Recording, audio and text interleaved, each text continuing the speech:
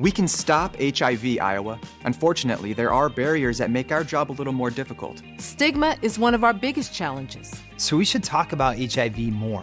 And support people living with HIV. Visit stophiviowa.org. This is SpaceTime Series 26, Episode 3, for broadcast on the 6th of January 2023. Coming up on SpaceTime, the most exotic type of neutron star ever seen, Japan's lunar lander on its way to the moon, and planet Earth reaches perihelion. All that and more coming up on SpaceTime. Welcome to SpaceTime with Stuart Gary.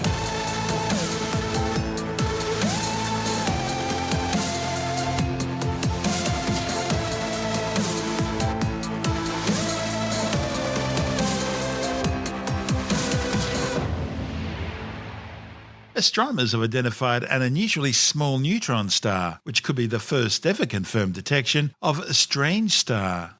The findings, reported in the journal Nature Astronomy, suggest that this star, catalogued as HESS J1731-347, has less mass than our Sun, a feat no other neutron star ever observed has ever achieved before. Although only a dozen or so kilometres wide, neutron stars are the densest objects in the universe other than black holes. In fact, just 1 teaspoon of neutron star material would weigh over 4 billion tonnes. Neutron stars are the super-dense cores of progenitor stars between 8 and 20 times more massive than the Sun. When these huge stars run out of core hydrogen for nuclear fusion, the process which makes stars shine, hydrostatic equilibrium, that is the balancing act between gravity crushing the star inwards under its own tremendous weight and the immense outwards force generated by nuclear fusion, suddenly ceases and gravity wins. This causes the entire mass of the star to instantaneously collapse in on itself, immediately crushing down into its core. That triggers a massive explosion known as a core collapse or Type II supernova, an event bright enough to outshine an entire galaxy. While most of the star is destroyed and blown away in this massive blast, a super-dense core remains. And if this remnant core is more than what we call the Chandrasekhar limit, that's 1.44 times the mass of our Sun, the stellar collapse forces the positively charged protons and negatively charged electrons in the core to overcome a force called electron degeneracy, which would normally keep the two apart. Instead, they're forced together, creating neutrons, hence the star's name. So, to find a neutron star that appears to be smaller than this 1.44 solar mass limit raises some interesting questions, and the possibility that this wasn't made like other neutron stars. Protons and neutrons are actually composed of smaller particles called quarks. There are 6 types or flavours of quarks: up, down, charm, strange, top and bottom. Protons are composed of 2 up quarks and a down quark, while a neutron is made up of 1 up quark and 2 down quarks. For years, astronomers have hypothesized about even more exotic types of neutron stars, such as quark stars, which would be composed of free-floating quarks rather than those bound up in neutrons. Another subset would be strange stars, in which half the quarks will be made up of strange quarks due to the breakdown of subatomic particles rather than up or down quarks. To find out what HESS J1731-347 really is, astronomers with the Institute of Astronomy and Astrophysics in Germany used a new approach to measure its distance. The star is located at the heart of the supernova remnant it created. Supernova remnants are spectacular clouds of gas, dust and debris produced during the supernova explosion. They used data from the European Space Agency's Gaia spacecraft mapping survey, which identified a regular star 10,437 light-years away, which is illuminating part of the supernova remnant around HESS J1731-347. So, this means that HESS J1731-347 is far closer than the 16,960 to 26,745 light-years previously thought. And that's allowed for a far more accurate measurement of its size, which suggests that it's just 10.4 kilometres wide and only 0.77 solar masses, far too small to be a traditional neutron star. The authors suggest that it's not just exotic, but it may actually qualify as a strange star. If confirmed by further research, HESSJ 1731-347 will be the first confirmed strange star ever discovered, and consequently the theory behind its existence will be confirmed. And that would force a rewrite of the science textbooks. On the other hand, if it's found not to be a strange star, then existing hypotheses about neutron stars will need to be re-examined. Either way, it means some interesting times ahead for stellar evolutionary astronomers. This is Space Time.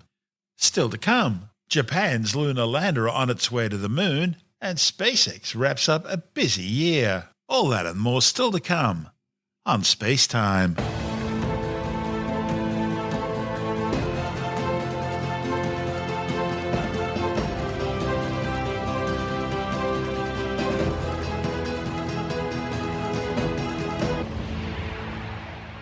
A Japanese spacecraft carrying a small lunar rover is on its way to the moon following a spectacular nighttime launch aboard a Falcon 9 rocket from the Cape Canaveral Space Force base in Florida. The mission for Japanese startup company iSpace is the first in the Hakuto-R or White Rabbit program, which could see a series of follow-up missions. As for weather, we are still currently green and the range is ready to support liftoff. The clamp arms are now fully open. Now at this point in the countdown, both the first and second stages are nearly fully loaded with 1 million pounds of kerosene fuel and liquid oxygen. Both first stage and second stage should finish loading propellant about a minute apart from each other. Stage 1 LOX load complete. Great timing. There's that call out that LOX load is now complete on the first stage. At T-minus 60 seconds, Falcon 9 will be in startup. This means that the rocket's autonomous internal flight computers have taken over the launch countdown. And just inside T-minus 2 seconds is when we light the Merlin 1D engines for liftoff. The iSpace Mission 1 payload continues to be healthy, and the Falcon 9 team is tracking no issues on the vehicle, and the range is still green for launch. Stage 2 LOX load is complete. Great news. Liquid oxygen loading completing on the second stage concludes propellant loading of Falcon 9. Ground gas closeouts has started. Falcon 9 is in startup. There it is. The vehicle is also now pressurizing for launch, and now we are just waiting for the final call from the launch director. Falcon 9, iSpace. Go for launch. Great news. All systems are go for launch of Falcon 9 with iSpace Mission 1. 10, 9, 8, 7, 6, 5, 4, 3, 2, 1, ignition, liftoff. Vehicles pitching downrange. Stage 1 propulsion is nominal. Falcon 9 has successfully lifted off from Pad 40 at Cape Canaveral Space Force Station, carrying the iSpace Series 1 lunar lander. During ascent, we tilt the engines, which we call gimbaling, and that turns the rocket horizontally. And that's what we call a gravity turn. We are still telemetry is nominal. We are still going up, but we are also heading horizontally away from the launch pad. The rocket typically needs to go 17,000. Supersonic. The rocket typically needs to go 17,500 miles per hour horizontally in order to avoid being pulled back down to Earth and get Max into Q. orbit. And we just heard a call out for max Q. That is maximum dynamic pressure. This is the largest structural load that the vehicle sees on ascent. Now that we're past the period of max Q, or maximum dynamic pressure, we engine chill. We do have 5 events coming up in quick succession.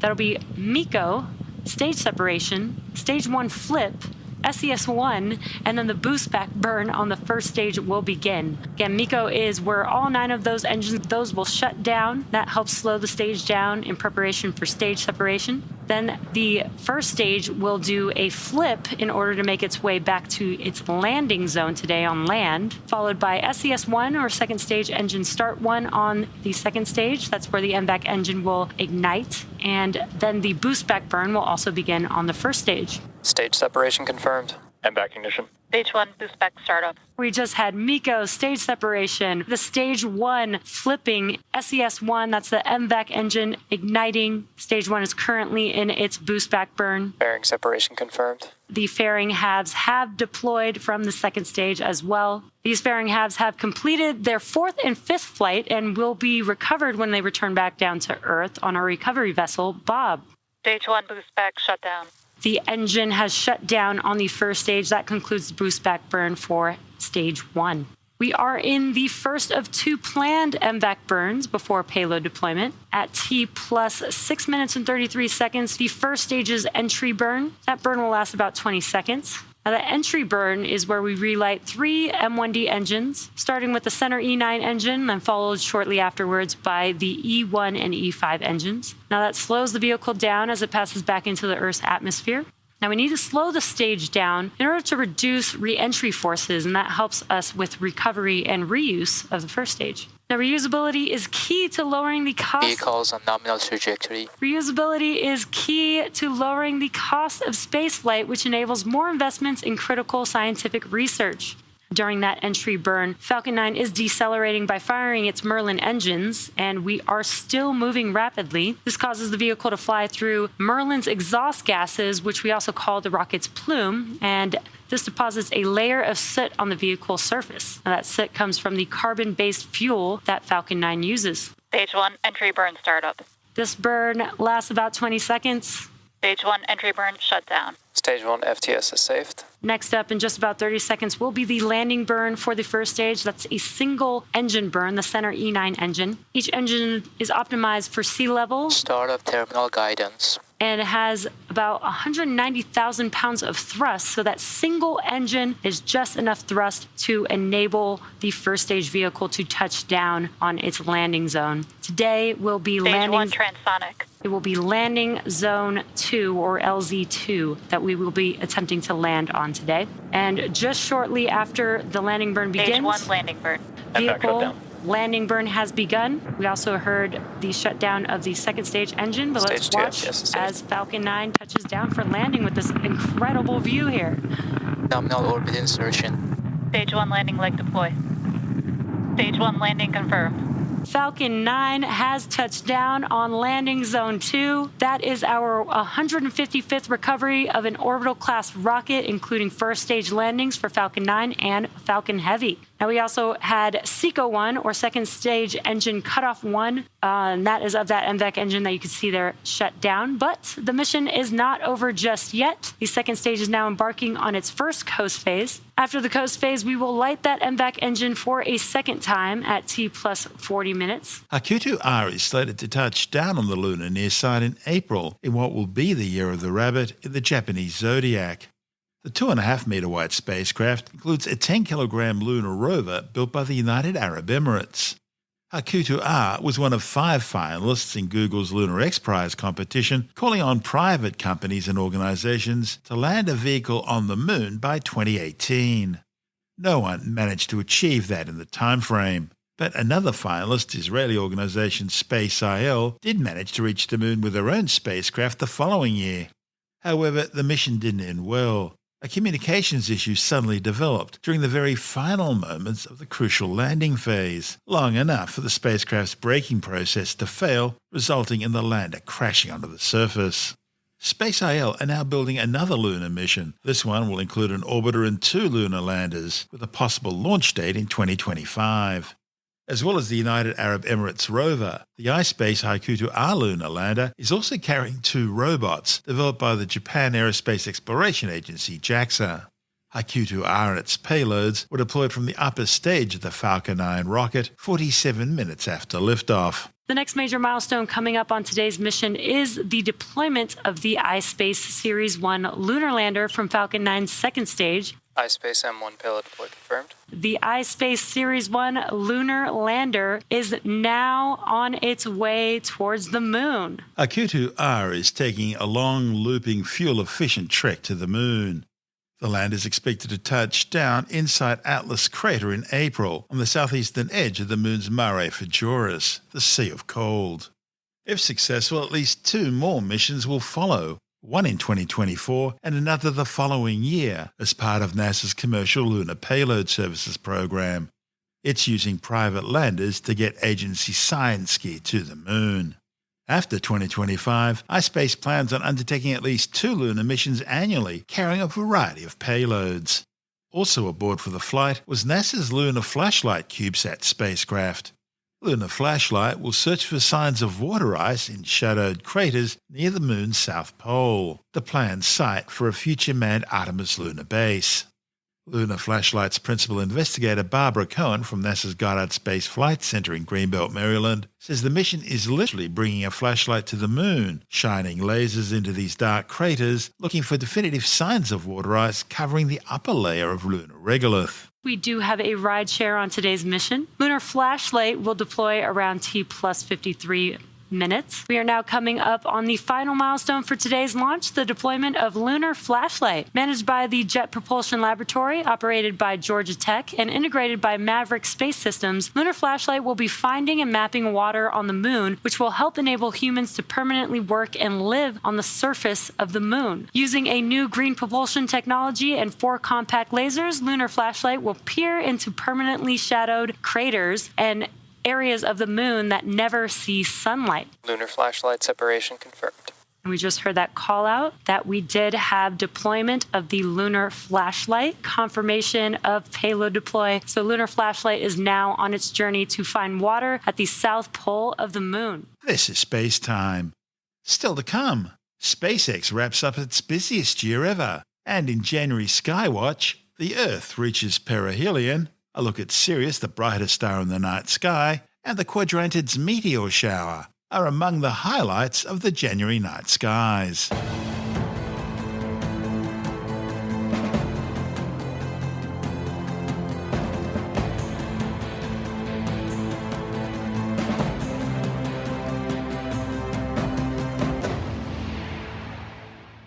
December was a busy month for SpaceX. Saw the Hawthorne, California-based company set a new record with 61 launches for the year, while at the same time increasing its overall launch numbers to beyond 200 flights. Just 3 days before the launch of Japan's Hakuto-R mission to the moon, which we spoke about earlier, SpaceX launched 40 internet broadband satellites for rival company OneWeb. OneWeb's building a 648 satellite constellation in low Earth orbit. The 150-gram satellites were originally slated for launch aboard Russian Soyuz rockets, but the European Union's boycott following Moscow's invasion of Ukraine saw a switch to a mixture of American SpaceX and Indian rocket launches instead. Its latest launch from Pad 39A at the Kennedy Space Center in Florida was the 4th launch for the same Falcon 9 core stage, which then returned safely to Cape Canaveral, touching back down on Landing Zone 1. The SpaceX launch will expand OneWeb's constellation to just over 500 satellites. Mind you, that's still well behind SpaceX's Starlink, which now has a constellation of 3,666 spacecraft in orbit. Just over a week later, SpaceX launched the first pair of Boeing O3BM power telecommunications satellites for Luxembourg-based company SES. The new spacecraft use a software-defined payload. This is allowing them to provide more than 5,000 steerable spot beams per satellite, providing from as few as 50 megabits per second up to multiple gigabits per second per customer. After liftoff from Space Launch Complex 40 at the Cape Canaveral Space Force Base in Florida, the Falcon 9's core stage returned safely to Earth, landing aboard a drone ship pre-positioned downrange in the North Atlantic Ocean. This was the 8th launch and landing for the same booster. Meanwhile, on the same day on the other side of the country, SpaceX launched NASA's Surface, Water and Ocean Topography, or SWOT mission from the Vandenberg Space Force Base in California. SWOT, which we covered last week, will conduct the first global survey of Earth's surface water, providing the most detailed understanding yet of the ocean's role in climate change and freshwater management. The mission was the 6th launch and landing for the same Falcon 9 first stage booster. The following day saw another Falcon 9 blast off from Pad 39A at the Kennedy Space Center, this one carrying another 54 Starlink broadband internet satellites into orbit. The mission's Falcon 9 core stage was undertaking its 15th flight. After main engine cutoff, or MECO, and stage separation, the booster returned to Earth, landing safely on a drone ship pre-positioned downrange in the North Atlantic Ocean. And finally, on December the 28th, SpaceX launched another 54 Starlink satellites into low Earth orbit from the adjacent Pad 40 at Cape Canaveral. This flight was the 11th launch and landing of the same Falcon 9 core stage booster. And it brought to 61 the total number of launches and landings this year by SpaceX, and 201 the total number of orbital flights now undertaken by SpaceX. This is Space Time.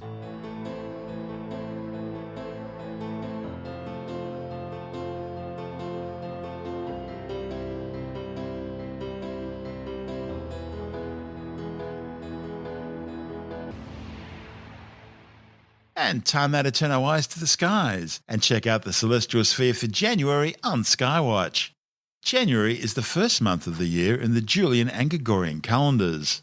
The name originates in the Latin word for door. That's because January is the door to the new year and an opening to new beginnings. The month is conventionally thought of as being named after Janus, the mythical Roman god of beginnings and transitions.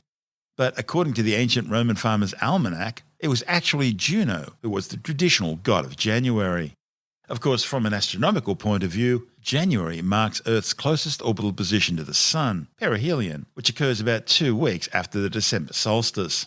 Planets, including the Earth, don't orbit the Sun in perfect circles, but rather in ever-changing elliptical orbits. The shape of these orbits vary due to gravitational influences from other planetary objects. And in Earth's case, that especially includes the Moon, which is almost massive enough to be considered a binary partner. So, over a roughly 100,000-year cycle, Earth's orbit changes in shape from almost circular to far more elliptical. This difference is known as eccentricity, and the nearest point in Earth's orbit around the Sun is called perihelion. This year's perihelion took place yesterday, Thursday, January the 5th at 3:17 a.m. Australian Eastern Daylight Time, when the Earth was exactly 147,098,925 kilometres from the Sun. That's 11:17 in the morning of Wednesday, January the 4th, US Eastern Standard Time, and 16:17 in the afternoon of January the 4th, Greenwich Mean Time. Around 6 months later, and about 2 weeks after the June solstice, Earth will be at its furthest orbital position from the Sun, a location known as aphelion. Okay, let's start our tour of the January night sky by looking to the northeast, right next to the constellation Orion, where you'll see the brightest star in the night sky, the dog star Sirius. So called because it's the brightest star in the constellation Canis Major, the big dog. The name Sirius actually means scorching or brilliant, a clear reference to its spectacular brightness in the sky. As well as being one of the nearest stars to the Sun at just 8.7 light years, it's also intrinsically bright, and almost twice as bright as the second brightest star in the night skies, Canopus. A light year is about 10 trillion kilometres, the distance a photon can travel in a year at 300,000 kilometres per second, the speed of light in a vacuum, and the ultimate speed limit of the universe. Sirius is the 5th closest star to the Sun, and it's gradually moving closer to the solar system, so it'll steadily increase in brightness over the next 60,000 years, after which time it will begin moving away again, and it will gradually become fainter and fainter. But it will still continue to be the brightest star in Earth's night sky for at least the next 210,000 years. Sirius is a binary star system comprising a spectral type A main sequence white star called Sirius A and a small white dwarf companion Sirius B, which orbits between 8.2 and 31.5 astronomical units away from the primary star. An astronomical unit is the average distance between the Earth and the Sun, about 150 million kilometres.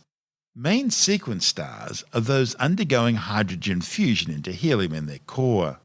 Astronomers describe stars in terms of spectral types, a classification system based on temperature and characteristics. The hottest, most massive and most luminous stars are known as spectral type O blue stars. They're followed by spectral type B blue white stars, then spectral type A white stars, spectral type F whitish yellow stars, spectral type G yellow stars, that's where our Sun fits in, spectral type K orange stars, and the coolest and least massive stars known are spectral type M red stars. Each spectral classification can also be subdivided using a numeric digit to represent temperature, with 0 being the hottest and 9 the coolest, and a Roman numeral to represent luminosity. Now put all that together, and our Sun becomes a G2V or G25 yellow dwarf star. Also included in the spectral classification system are spectral types L, T and Y, which are assigned to failed stars known as brown dwarfs, some of which were born as spectral type M red stars but became brown dwarfs after losing some of their mass. Brown dwarfs fit into a category between the largest planets, which are about 13 times the mass of Jupiter, and the smallest stars, those spectral type M red dwarfs we talked about before, which are about 75 to 80 times the mass of Jupiter, or around 0.08 solar masses. Brown dwarfs don't have enough mass to build up the sorts of temperatures and pressures in their cores needed to trigger the nuclear fusion process which makes stars like our Sun shine. Sirius A has at least twice the mass of the Sun and is about 25 times more luminous. The Sirius binary system is between 200 and 300 million years old, quite young by astronomical standards, and it originally consisted of two bright spectral type A white stars. The more massive of these two stars, Sirius B, consumed its resources and became a red giant before shedding off its outer layers and collapsing into its current state as a white dwarf around 120 million years ago. White dwarfs are stellar corpses of sun-like stars. Stars shine by fusing the hydrogen in their core into helium. When these stars run out of hydrogen, hydrostatic equilibrium, that is the balancing act between the outwards push of nuclear energy and the inwards pull of gravity, ceases, and gravity wins, causing the star's core to dramatically contract and compress under its own enormous mass. As the star contracts, regions around the stellar core which still contain hydrogen move closer to where the core used to be, and therefore the region where pressures and temperatures allow hydrogen fusion to take place. This triggers hydrogen burning in a shell around the core, causing the star's outer layers to dramatically expand. And being further away from the core, the star's photosphere, that is its visible surface, is cooler and so looks redder. The star, now called a red giant, experiences a massive increase in stellar wind production as more and more material flows out from its gaseous envelope. Meanwhile, the increase in pressure and temperature caused by the core's contraction eventually triggers a helium flash, fusing the core helium into carbon and oxygen. While high-mass stars will fuse progressively heavier and heavier elements in their cores, low-mass stars, such as the Sun, don't contain enough mass to fuse carbon and oxygen into heavier elements, and so the fusion process ends. Eventually, the star's outer gaseous envelope drifts away as a spectacular planetary nebula. What's left behind is a super-dense white-hot stellar core about the size of the Earth called a white dwarf, which will slowly cool down over the eons of time. Our Sun will become a white dwarf in about 7 billion years from now. 5,000 years ago, the ancient Egyptians looked at Sirius and they saw it as the god Anubis, lord of the underworld, who had the head of a dog and who invented embalming, the funeral rites, and who guided one through the underworld to judgment, where he attended the scales during the weighing of the heart to determine one's fate in the afterlife. Anubis was later replaced in Egyptian mythology by Osiris as the lord of the underworld, and Sirius became the goddess Isis. By carefully watching Sirius's movements across the sky, the ancient Egyptians determined that it would be visible every night for 295 and a quarter nights, followed by 70 nights of absence. And this allowed them to determine that a year was 365 and a quarter days long. Their calculations were accurate to within 11 minutes. The helical rising of Sirius also marked the annual flooding of the River Nile in ancient Egypt and the hot, sultry dog days of summer for the ancient Greeks. In Greek mythology, Sirius was the dog star and the canine companion of Orion the hunter. Helical rising refers to the first time of the year when a star becomes visible above the eastern horizon for a brief moment just before sunrise. It's been claimed that the Dogon people in Mali in Western Africa have ancient stories describing the 50-year orbital period of Sirius and its companion white dwarf, which predate the white dwarf's discovery by modern astronomers. It's also claimed that these legends were handed to the Dogon people by ancient aquatic space travelers who told them of a third star accompanying Sirius A and B. However, a report in the journal Current Anthropology raised serious doubts about whether the stars referred to by the Dogon people were in fact Sirius A and its white dwarf companion. That's because senior Dogon claim the story actually refers to a different grouping of stars. Also, other researchers have pointed out that the Dogon could have heard about the discovery of Sirius's companion and then simply incorporated it into their mythology in 1893 when a French expedition arrived in Central West Africa to observe an April 16 total eclipse and were overheard discussing the discovery. Looking due north just above the horizon this time of year, and you'll see the bright yellowish star Capella, the brightest star in the constellation Auriga the Charioteer. Capella is the Latin term for a small female goat. The star's alternative name is Capra, which was more commonly used in classical times. Although it appears to be a single star to the unaided eye, Capella is actually a system of 4 stars in 2 binary pairs.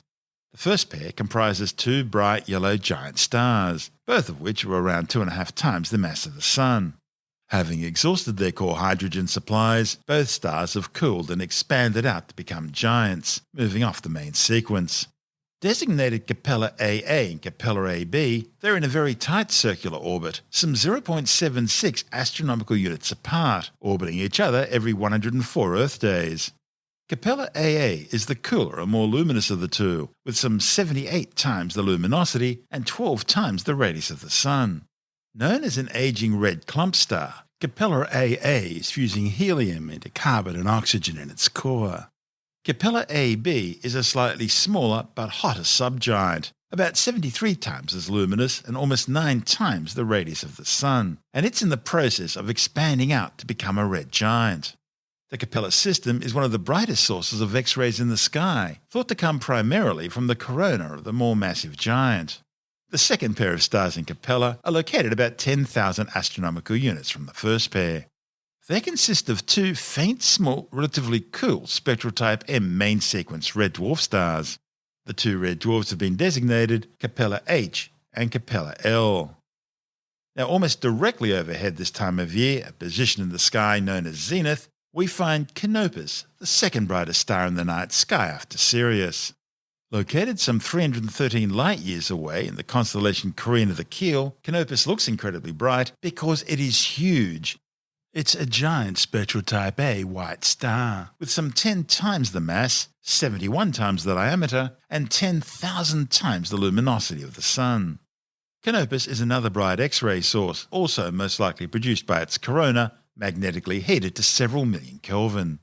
The temperature is also likely to be stimulated by fast rotation combined with strong internal convection currents percolating through the star's outer layers.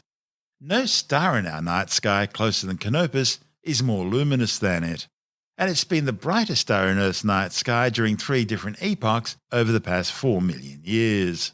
Other stars appear brighter only during relatively temporary periods, during which they're passing the solar system at much closer distances than Canopus. About 90,000 years ago, Sirius moved close enough that it appeared to be brighter in our night sky than Canopus, and as we mentioned earlier, that'll remain the case for another 210,000 years. But in 480,000 years from now, Canopus will once again be the brightest star in the night sky, and it will remain so for a period of about 510,000 years. In Greek mythology, Canopus was a helmsman and the navigator for the fleet of Menelaus, king of Sparta, which was sailing back from the Battle of Troy. Canopus is said to have died when the fleet arrived at the port of Alexandria in Egypt, and so a star which was visible on the horizon was named in his honour. Now, as we said, it's the brightest star in the constellation Carina, which represents the keel of the boat Argo, used by Jason and the Argonauts in their quest for the Golden Fleece. Located nearby are the vessel's sails, represented by the constellation Vela, and the roof of the boat's rear cabin or poop deck, which is represented by the constellation Pappus.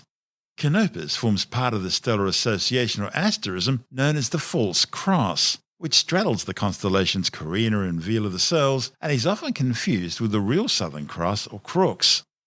Combined, Carina, Vela and Pappus used to form the constellation Argo Navis, representing the ship Argo skimming along the river of the Milky Way. But modern-day astronomers consider this constellation simply too big. That's because it was something like 28% bigger than the next largest constellation and had more than 160 easily visible stars. And so, in 1755, it was decided to divide Argo Navis into 3 smaller constellations, Carina, Vela and Pappus. This time of the year, the Southern Cross is upside down, low down in the southern skies during the early evening. For our listeners north of, say, Brisbane, it'll most likely be hidden by trees and buildings on the horizon during the early evening. But later on, as the Earth turns, the Southern Cross will rise above the horizon in the south-southeast for our northern listeners and appear to be lying on its left side. One of the best things about living in the southern hemisphere is that most of the brightest stars in the night sky are visible during January nights. Sirius the dog star is the brightest, followed by Canopus the navigation star. Third brightest is Alpha Centauri, the furthest of the 2 pointer stars pointing to the Southern Cross and the nearest star system to the Sun. The fourth and fifth brightest stars, Arcturus and Vega, aren't visible in the southern hemisphere during January. But the sixth brightest, Capella, is visible just above the northern horizon. And the seventh, Rigel, marks Orion's knee. Next, in eighth place, is Procyon the little dog. And ninth is Achernar, at the end of the river Eridanus. Finally, there's Betelgeuse, Orion's shoulder, the 10th brightest star in the night sky. So, that's 8 of the 10 brightest stars in the night sky, all visible at once on a warm summer's evening in the southern hemisphere. January also plays host to one primary meteor shower, the Quadrantids. Most meteor showers radiate out from a recognizable constellation, like Leo's Leonids or Gemini's Geminids or Orion's Orionids. But the Quadrantids are meteors that appear to radiate out from the location of the former Quadrans Muralis constellation. In the early 1920s, the International Astronomical Union divided the sky into 88 official constellations. However, that means more than 30 other historical constellations didn't make the cut. The Quadrans Muralis area of the sky falls within the boundaries of the official constellation Bootes. The radiant point of the shower is near the Big Dipper, between the end of the handle and the quadrilateral of stars marking the head of the constellation Draco. The Quadrantids are usually one of the year's most spectacular meteor showers, with up to 8 meteors per hour. They're best seen from the northern hemisphere, and unlike other meteor showers which tend to peak for at least a day or two, the Quadrantids only peak for a couple of hours. While most meteor showers are produced by the Earth passing through debris trails left behind by comets, the Quadrantids are one of only 2 meteor showers known to be produced by asteroids. They're associated with the asteroid 2003 EH1, which is thought to be the remains of a cometary nucleus that fragmented and broke apart centuries ago. EH1 still circles the Sun in a 5.5 Earth-year-long elongated comet-like orbit which extends out beyond Jupiter. The progenitor is thought to be the comet C1490Y1, which was first observed by Chinese, Japanese and Korean astronomers 500 years ago. It was classified as an asteroid when it was discovered by a near-Earth asteroid telescopic survey in 2003. The only other major meteor shower associated with an asteroid are the Geminids, which occur in December and are caused by a debris left behind by the asteroid 3200 Phaeton, which is also thought to be the remains of a comet.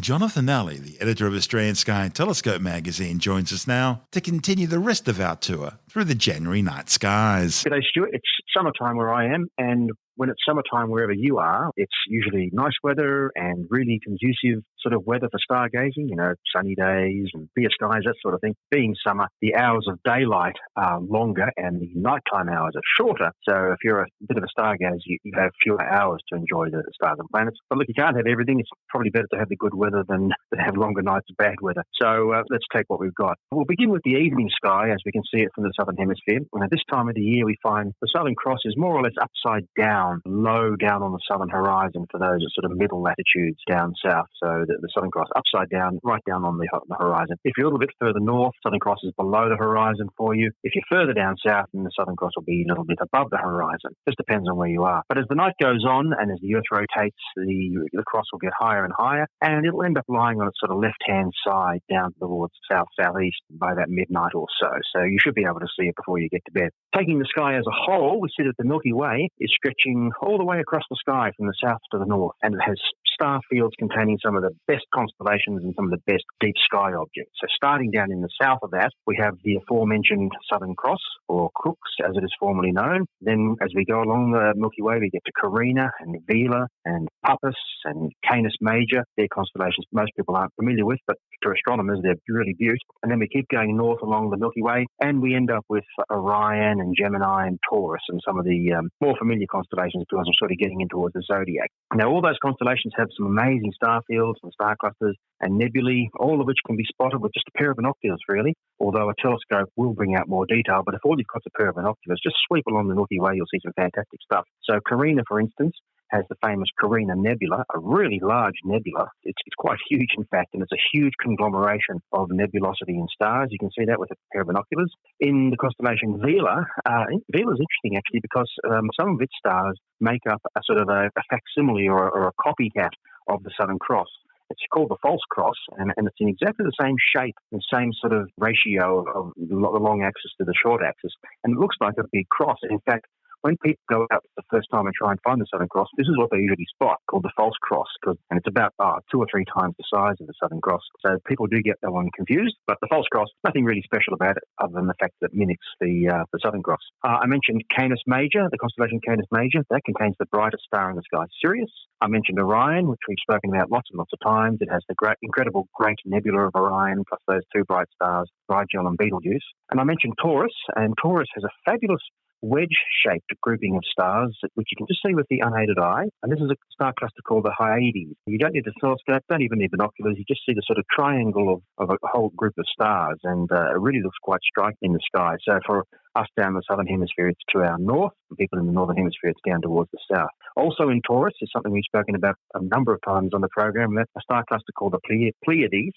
or the Seven Sisters. It's a group of around about 1,000 stars, and it's about 450 light years from Earth. To the naked eye, under dark conditions, dark adapted eyes, most people can see about 6 or 7 stars. That's how it gets its name, Seven Sisters. Some people have claimed to be able to see about 10 or 11 of the stars just with their own eyes. People have got really good eyesight. But binoculars will show you that there are a lot more there. They're too faint to be seen with the unaided eye, but binoculars, and even get a telescope and look, you see lots and lots of stars. Back down in the south, high up in the south, we have 2 galaxies that you can see with the unaided eye, as long as you don't have too much light pollution around, so no street lights or anything like that, and make sure you let your eyes get adapted to the dark for 20 minutes or so. These 2 galaxies are the small and the large Magellanic Clouds, named after the explorer Magellan, and they've been famous and for many, many years and a real draw card to the southern sky. Astronomers really like them because they're not too far away in space terms for galaxies, and they can make out individual stars quite easily these days with the super-duper telescopes that professional astronomers have. The most famous star in the Large Magellanic Cloud was one that blew up back in 1987. It was known as Supernova 1987A. It was a huge stellar explosion, spotted back in 1987, although it had actually happened about 170,000 years before. It just took that long for the light to get to us from that galaxy. So it actually took place a long, long time ago, but we only spotted it in 1987. Now let's turn to just finally to the planets, see what we can see. Last month was the best time to see Mars, because Mars was at what they call opposition, and it was at closest approach to the Earth. But we still have pretty good viewing during January. Because Mars is so small, it's a small planet, as soon as the distance starts to open up between Earth and Mars, Mars will very quickly reduce in apparent size when you look through a telescope. It's getting further away, so it'll seem smaller and smaller, and it's small enough to start with, so it doesn't take long before you can't see any detail anymore on the surface. So if you've got a chance to look through a telescope in the first half of January or so, please do. To the naked eye, Mars just looks like a star. It looks like a sort of a medium brightness star with a sort of an orangey reddish hue. What else? We've got Venus and Jupiter. Now, these can be seen above the western horizon after sunset during January, and both of them are really, really, really bright. But Venus is fairly low down. You still should be able to spot it above the horizon, and Jupiter is much higher up and to the right, not quite as bright as Venus. Mercury is another one. The best time to see Mercury this month, the planet Mercury, the innermost planet, is in the last week of January. It's switching at the moment from our evening sky to the morning sky. So if you go out in the last week of January before dawn, before sunrise, you should be able to spot this brightish sort of star. It looks like a star, quite a tiny pinpoint of a star just above the eastern horizon before sunrise. And that, Stuart, is the sky and the planets for January.